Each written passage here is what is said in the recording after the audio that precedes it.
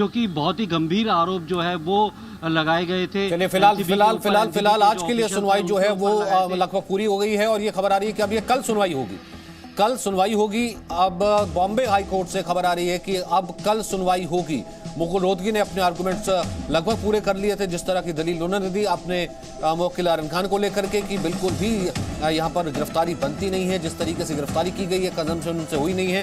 अब आर्यन केस में कल सुनवाई होनी है, आर्यन केस में अब कल सुनवाई होगी। आज की सुनवाई पूरी हो गई है। जितेंद्र, यही पूरी खबर है? बिल्कुल सचिन, क्योंकि इस बात का अंदेशा लगाया जा रहा था कि 4:20 पर ये सुनवाई शुरू हुई थी और जिस तरह से इसमें दलीलें पेश की जा रही थी। अमूमन जो कोर्ट की सुनवाई होती है वो 5:30 बजे तक होती है, लेकिन आज इसको 6 बजे तक सुना गया है और इसमें अभी और भी दलीलें होनी है, क्योंकि जो बाकी आरोपी हैं उनकी तरफ से भी इसमें दलीलें पेश की जानी है। 4:20 पर जब मुकुल रोहतगी ने अपनी दलीलें शुरू की थी तो करीब 6 बजे उन्होंने अपनी दलीलें जो है वो ख़त्म कर दी थी। उसके बाद से अरबाज मर्चेंट के जो वकील हैं वो अपनी तरफ से दलीलें लिख रहे थे, लेकिन क्योंकि कोर्ट का समय पूरा हो चुका था, इसलिए अब बाकी की जो दलीलें हैं वो या बाकी आरोपियों की तरफ से जो दलीलें हैं वो कल सुनेगी अदालत, और उसके बाद एनसीबी की तरफ से भी जो उनका पक्ष होगा वो सुना जाएगा। अब अगर कल सुनवाई समय रहते पूरी हो जाती है तो हो सकता है कि अदालत अपना फैसला सुना दे, और अगर दलीलें जारी रहती हैं तो हो सकता है इसमें ये सुनवाई जो है अगले दिन भी चले। अब ये अदालत के ऊपर है कि किस तरह से ये सुनवाई जल्दी पूरी होती है और अदालत किस तरह से इसमें कितनी जल्दी सुनवाई के बाद फैसला सुनाती है। जी, और फिलहाल अगर आज का दिन को अगर आप समअप करेंगे तो किस तरीके से देखा जाए कि मुकुल रोहतगी जो कि आर्यन खान को रिप्रेजेंट कर रहे हैं, उनके वकील हैं, उन्होंने अपनी दलीलें रखी और क्या उनकी दलीलें आज की जो है वो पूरी हो गई हैं और अब कल जो है एनसीबी अपना पक्ष रखेगी? देखिए, इसमें जो अलग अलग जो आरोपी हैं उन सब की तरफ से इसमें बेल एप्लीकेशन दायर की गई थी। सबसे पहले आर्यन खान के वकील मुकुल रोहतगी ने अपनी दलील पेश की थी। करीब 1.5 घंटा उन्होंने अपनी दलीलें पेश की हैं और आज ही उन्होंने अपनी दलीलों को ख़त्म कर लिया था।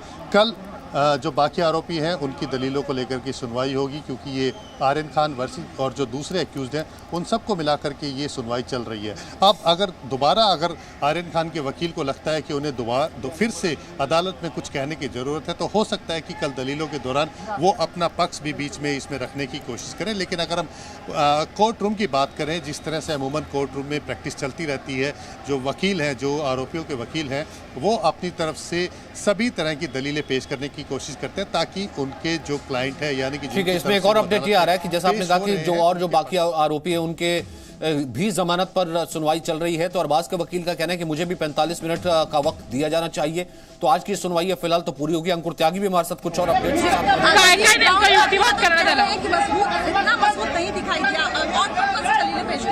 देखिए, दलीलें तो वही है और ज्यादा से ज्यादा उस पर सिर्फ सेशंस कोर्ट के ऑर्डर को चैलेंज करके उसके बारे में बात किया हुआ है। सर, मुलमुल के लिए आज आर्गुमेंट नहीं हो पा रही है। वक्त इसलिए लगा क्योंकि ऑलरेडी कोर्ट जो है वो काफी बोर्ड पे ऑलरेडी मैटर्स थे वहाँ पे, और फिर भी सही तरीके से जो है कोर्ट ने जितने भी मैटर जो पेंडिंग थे, कीबैक मैटर्स भी थे, वो पूरे एडजुडिकेट करके अकॉर्डिंगली सीरियल नंबर आगे आया। अरबाज के पास तो ड्रग बरामद हुआ था, लेकिन आर्यन के पास नहीं हुआ था, लेकिन जो धाराएं हैं वो सेम लगाई गई है। इसको लेकर जज की तरफ से क्या कहा गया? बिल्कुल, अभी जज के हिसाब से कुछ कहा नहीं गया हुआ है क्योंकि अभी सिर्फ आर्ग्यूमेंट्स पेश हुई है। अभी इसके ऊपर जज का बोलना भी बाकी है।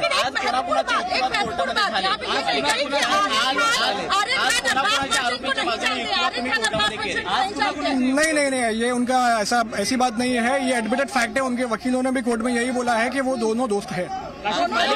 मराठीमध्ये सांगा, आज कुठल्या आरोपींचे युक्तिवाद पूर्ण झाले आणि उर्वरित सुनावणी उद्या किती वाजल्यानंतर? उद्या सेकंड हाफला मॅटर ठेवला आहे आणि कंटिन्युएशन मध्ये होणार आहे, कंटिन्यू होणार आहे।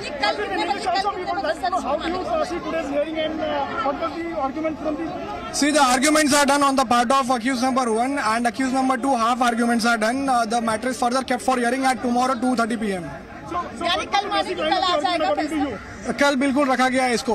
What was the basic line of argument according to you? See, the basic line of argument is simple, that there is no part of conspiracy, because if there is conspiracy, then they should have provoked and invoked that since day one. That is the day of arrest. Sir, one more objection was raised that matter has been listed out of the turn, and there are so many people languishing in jail, and still their matters are not being listed. What was court's view on that objection and that intervention? No. The court simply said like it was a verbal conversation, and the court said that if you want, I will hear you as well. Sir मराठीमध्ये सांगा, court सुरू झाल्यापासून आज काय काय युक्तिवाद झाले, कोणाकोणाचे युक्तिवाद झाले आणि उर्वरित कशा पद्धतीने सुनावणी किती वाजल्यानंतर? उद्या कंटिन्यूएशन मध्ये ठेवला आहे कोर्टचा हियरिंग. कारण काय ऑलरेडी वकील है कि आज की सुनवाई पूरी होगी है, मैटर को कल के लिए रखा गया है 2:30 बजे तक के लिए, और मुकुल रोहतगी ने अपना पक्ष रखा है और फिलहाल यही कहा गया है बचाव पक्ष की तरफ से कि किसी भी तरीके की कोई कॉन्स्पिरेसी बनती नहीं है। अंकुर त्यागी और अपडेट के साथ मौजूद है। अंकुर, देखिए फिलहाल जो आर्गुमेंट हुआ आज मुख्य तौर पे मुकुल रोहतगी ने किया और उन्होंने अपनी तरफ से 2-3 पक्ष रखे हैं। जो सबसे इंपॉर्टेंट पक्ष रखा है वो ये कि मेरे जो क्लाइंट हैं उनके पास किसी भी तरह का कोई भी ड्रग्स नहीं मिला है, उन्होंने कंजम्पशन भी नहीं किया है और पोजीशन भी उनके पास से नहीं मिली है। तो पहली चीज तो ये जो कॉन्स्पिरेसी है उनको जोड़ने की कोशिश की जा रही है, ऐसा कुछ भी नहीं है। दूसरा इंपॉर्टेंट बात जो लगातार एनसीबी कहती आई है, जी न्यूज ने भी बताया कि व्हाट्सएप चैट्स के ऊपर ये सारी की सारी बात हो रही है। व्हाट्सएप चैट्स किसके साथ हो रहे हैं, कब हो रहे हैं? साल 2018-2019 के अलग अलग चैट्स हैं जिसका इस 2 अक्टूबर और 3 अक्टूबर वाले इंसिडेंट से कोई भी लेना देना नहीं है। ये चैट्स दूसरे लोगों के साथ हो रहे थे और आप उन चैट्स के बिहाफ पर इस घटना को आप जस्टिफाई करने की कोशिश कर रही है एनसीबी कि इस पूरी कॉन्स्पिरेसी में उनका हाथ था या कुछ फाइनेंशियल ट्रांजेक्शन किए गए हैं, जबकि ऐसा कुछ भी नहीं है। मेरा केस सिंपल सा है, मेरे क्लाइंट ने यानी आर्यन खान ने न तो किसी भी प्रकार का ड्रग्स कंजम्पशन किया है और न ही उनके पास से किसी तरह का पोजीशन मिला है। इस बात को साबित करने के लिए उन्होंने 3 से 4 अलग अलग जजमेंट हैं उनको भी पढ़ा है। आर्गुमेंट का बेसिस क्या रहा? जैसा कि बार आकर कहा जा रहा था कि कॉन्स्पिरेसी नहीं बनती है, उसको लेकर के फिर आधार क्या रखे गए? देखिए जो आधार शुरुआत से अगर मैं आपको बताऊं, जो शुरुआत से आधार है, पहला आधार उन्होंने कहा कि जो मेरा क्लाइंट है वो 23 साल का नवयुवक है, वो फॉरेन में रहता है, वहां पढ़ाई करता है। दूसरा उन्होंने कहा कि जो ड्रग्स है 6 ग्राम ड्रग्स है वो आर्यन के पास से नहीं मिली थी, वो अरबाज के पास से मिली थी। मेरे क्लाइंट का जो आधार पे जो चार्जेस लगाए गए हैं वो जस्टिफाई नहीं होते हैं क्योंकि उसके पास न तो कंजम्पशन के उसने किया है, न मेडिकल रिपोर्ट है, न कंजम्पशन है, न पोजीशन है। ये 3 चीजें उन्होंने गिनाई है। दूसरा उन्होंने जो गिनाया, जैसे मैंने आपको बताया, व्हाट्सएप चैट्स को लेकर लगातार एनसीबी हमलावर हो रही थी। उन्होंने साफ तौर पे कहा कि जो व्हाट्सएप चैट्स हैं वो 2018-2019 के होंगे और हैं और वो अलग अलग लोगों से हैं। उसका इस केस, जिस केस के बारे में हम आज यहां डिस्कस कर रहे हैं या बेल एप्लीकेशन पे बात हो रही है, उससे डायरेक्ट कोई लिंक निकल के नहीं आता है, तो फिर इसका कोई अपना अस्तित्व ही नहीं होता इस केस का। तो ये इंपॉर्टेंट बात करी है उन्होंने एक बात और कही थी। अच्छा अंकुर, एक और खबर चल करके आ रही थी, जरा इस पर अपडेट दीजिए। किसी को बेल भी मिली है क्या?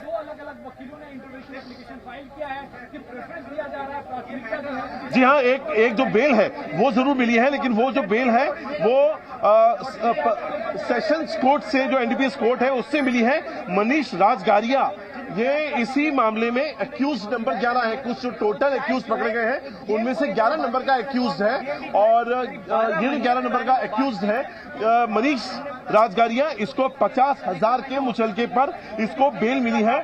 जो सेशंस कोर्ट है उसने इसको बेल दी है। अच्छा, ये बेल सेशंस कोर्ट से हुई है इसके पास से